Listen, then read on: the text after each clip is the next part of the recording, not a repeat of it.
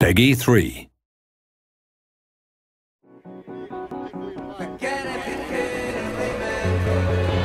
Welcome to the final developer diary for F1 2010.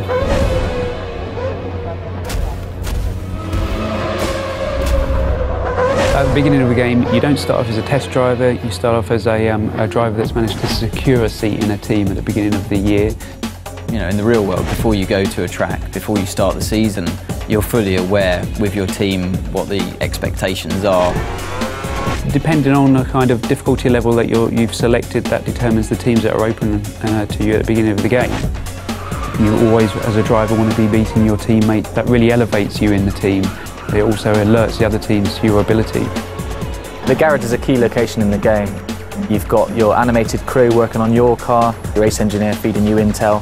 You've actually been lucky enough to have real race engineers get into the motion capture suits and really just perform the tasks that they do day to day. And that really is a great sensation when you come in there and you see your whole team around you and you really feel a part of that atmosphere.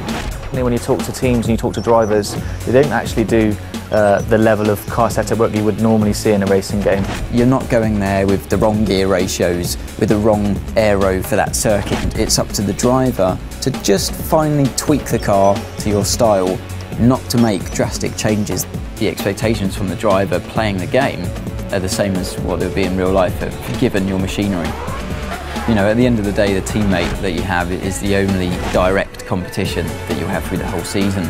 There's a strange balance of having to work together, but also a desperate competition.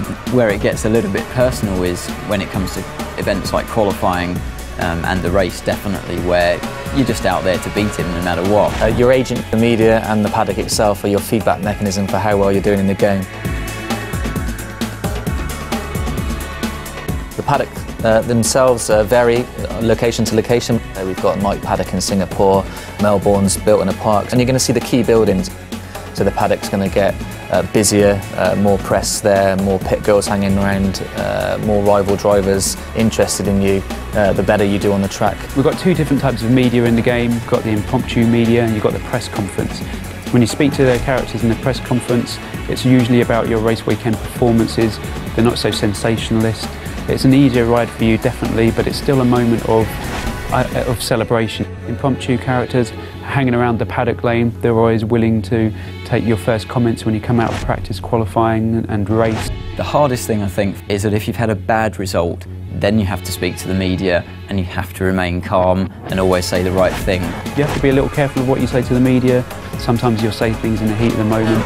You're the only one that you can blame at the end of the day if you slip and open your mouth and say something you shouldn't have. When you finished on the podium, it's 1, 2, 3. You can tell the press conference characters all about the race weekend. Those are all of the things that I want to try and portray in the game as what happens in real life. Way beyond any computer game I've ever played before.